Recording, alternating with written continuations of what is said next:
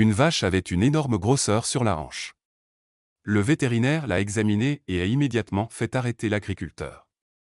Lorsqu'un vétérinaire vétéran de grands animaux reçut un appel urgent concernant une vache malade, il pensa qu'il s'agissait d'une simple visite de routine à la ferme. Mais à son arrivée, il découvrit une vision si grotesque et si contre nature qu'un signal d'alerte lui monta immédiatement en tête. Une vache laitière présentait une tumeur massive, de la taille d'un ballon de basket, émergeant de sa hanche. Tandis qu'il l'examinait, le comportement nerveux et fuyant de l'agriculteur lui indiqua qu'il ne s'agissait pas d'une maladie ordinaire. C'était un secret. Le vétérinaire insista pour ramener la vache à sa clinique afin d'effectuer des examens plus approfondis. Et quand il vit les résultats de la radiographie, sa préoccupation professionnelle se mua en une froide furie. Il venait de découvrir un crime sombre et cruel, un secret qui allait l'amener à faire arrêter l'agriculteur et à fermer la ferme entière. Mais avant de commencer notre récit, activez bien le bouton « J'aime », abonnez-vous et activez la cloche de notification pour ne rien manquer de nos nouvelles histoires incroyables. Pour comprendre l'acte désespéré qui s'est produit dans cette ferme, nous devons d'abord comprendre l'immense pression, souvent écrasante, que subit aujourd'hui l'agriculteur laitier familial moderne. Pendant des générations, la ferme laitière fut un symbole du cœur des terres agricoles, un idéal pastoral d'une vie saine et durable. Mais au XI-siècle, cet idéal est entré en collision avec les dures réalités d'un système alimentaire mondialisé et industriel. Les petites fermes familiales se battent constamment pour survivre. Elles sont comprimées entre des prix du lait volatiles, souvent en chute libre, d'une part, et les coûts galopants d'alimentation, de carburant et de soins vétérinaires, d'autre part. Elles doivent rivaliser avec d'énormes laiteries industrielles, des entreprises qui logent des milliers de vaches et peuvent produire du lait à une échelle et à un prix qu'un petit agriculteur ne peut jamais égaler. Cette pression économique implacable peut pousser une bonne personne, luttant pour sauver l'héritage de sa famille de la saisie, à bout, à envisager des raccourcis désespérés, parfois illégaux. L'un des plus controversés de ces raccourcis dans l'histoire de l'industrie laitière a été l'utilisation d'hormones de croissance artificielle. Dans les années 1980, des scientifiques ont mis au point une hormone génétiquement modifiée appelée hormone de croissance bovine recombinante, RBGH. Injectée dans une vache laitière, cette hormone peut augmenter considérablement sa production de lait, jusqu'à 15%.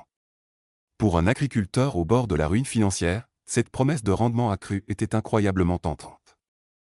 Une fois approuvée par la FDA, Food and Drug Administration, elle fut adoptée par de nombreuses exploitations laitières à grande échelle.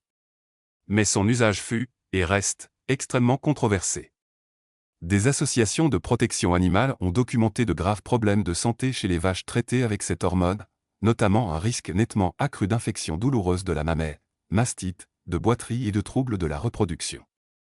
Ces préoccupations sanitaires ont poussé de nombreux pays, dont le Canada, le Japon et l'Union européenne entière, à interdire complètement son utilisation. Et dans les recoins obscurs du monde agricole, cette controverse a engendré un marché noir d'hormones de croissance encore plus puissantes, non homologuées et illégales, des substances qui promettent des rendements encore plus élevés, mais présentent un risque encore plus grand pour la santé des animaux. Le protagoniste de notre histoire, un vétérinaire que nous appellerons le docteur Marcus Wilson, était un homme ayant dédié sa vie à la santé et au bien-être de ses animaux. Il était le vétérinaire rural traditionnel. Un homme dont le bureau était la cabine poussiéreuse de son pick-up et dont les patients étaient les troupeaux de bovins et de vaches laitières dispersés dans le paysage rural. Un matin, il reçut un appel urgent d'un producteur laitier local. La voix de l'agriculteur était tendue.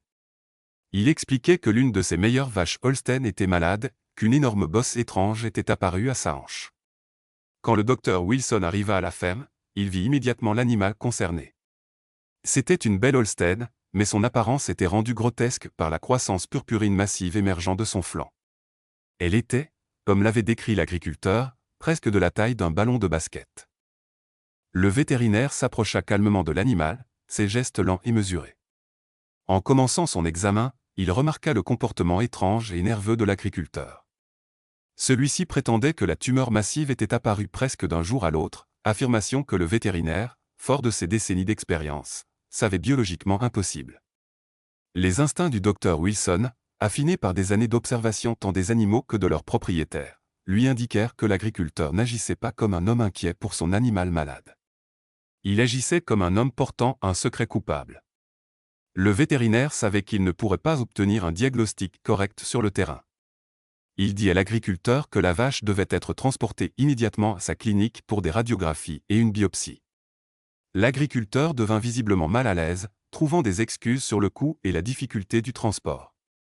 Mais le docteur Wilson resta ferme.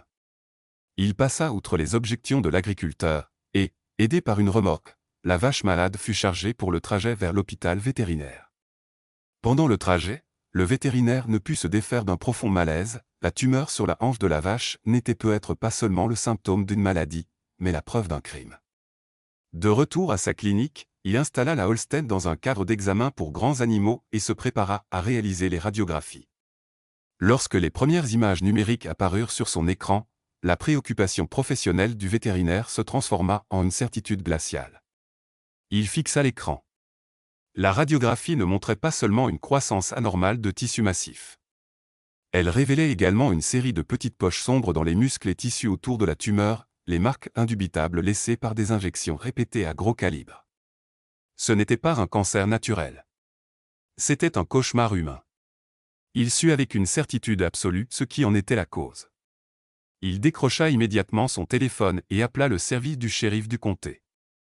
Lorsque les adjoints du shérif arrivèrent à la clinique vétérinaire, le docteur Wilson leur montra les clichés radiographiques. La tumeur massive n'était pas d'origine naturelle. Elle résultait des injections répétées, prolongées, d'une substance puissante, probablement illégale. Le comportement nerveux de l'agriculteur, ses mensonges sur l'apparition soudaine de la tumeur, et désormais cette preuve physique irréfutable, ne laissaient qu'une issue sombre. C'était un cas de cruauté animale délibérée et sévère, alimenté par un secret dangereux. Armé du témoignage expert du vétérinaire et des preuves radiographiques accablantes, le service du shérif obtint un mandat de perquisition pour toute la ferme. Le lendemain matin, une escorte officielle descendit l'allée gravillonnée jusqu'à la ferme. L'agriculteur, en voyant les véhicules de police, sut que son jeu était terminé. Une équipe d'adjoints et d'agents de protection animale commença alors une fouille systématique de la propriété, se concentrant particulièrement sur la grange principale. Cachés dans un compartiment secret derrière une fausse cloison dans la pièce de stockage du fourrage, ils découvrirent ce qu'ils cherchaient. C'était la cachette secrète de l'agriculteur, des dizaines de flacons d'une hormone de croissance bovine du marché noir, non approuvée et illégale. Les preuves étaient indéniables, mais la vérité horrible sur ce qui se passait dans cette ferme restait à découvrir. Pendant que la police sécurisait les lieux, le docteur Wilson et les agents de protection animale entreprirent une inspection sanitaire de l'intégralité du troupeau de 30 vaches de l'agriculteur. Ce qu'ils découvrirent fut une catastrophe silencieuse de souffrance systémique. La vache avec la tumeur de la taille d'un ballon de basket n'était pas un cas isolé. Un examen plus attentif révéla que nombre des autres animaux souffraient aussi de tumeurs ou de lésions cutanées similaires, bien que plus petites. Ils présentaient des signes d'infection chronique de la mamelle, de boiterie et d'autres problèmes douloureux liés directement à l'abus prolongé d'hormones de croissance. Dans sa quête désespérée et cupide d'une production accrue, l'agriculteur avait empoisonné l'ensemble de son troupeau. Confronté aux flacons trouvés dans sa grange et à l'évidence d'un abus généralisé envers les animaux, l'agriculteur finit par avouer. Il raconta aux enquêteurs une histoire de détresse financière. Accablé par les dettes et incapable de rivaliser avec les grandes exploitations, il avait eu recours au marché agricole noir, achetant des hormones de croissance illégales auprès d'un fournisseur non autorisé qui lui avait promis une solution miracle à ses problèmes de production. Il admit avoir injecté l'ensemble de son troupeau, les vaches pour stimuler leur production laitière et les veaux mâles pour augmenter la production de viande, avec ces substances dangereuses et interdites. L'agriculteur fut arrêté et confronté à une série d'accusations criminelles, notamment de multiples chefs de cruauté animale aggravée et de possession illégale de médicaments agricoles interdits. L'ensemble du troupeau de 30 vaches souffrantes fut saisi par l'État et transporté dans un sanctuaire de sauvetage et de réhabilitation pour grands animaux. Là, elles purent recevoir les soins vétérinaires appropriés à long terme dont elles avaient besoin pour se remettre des années d'abus et finir paisiblement leurs jours.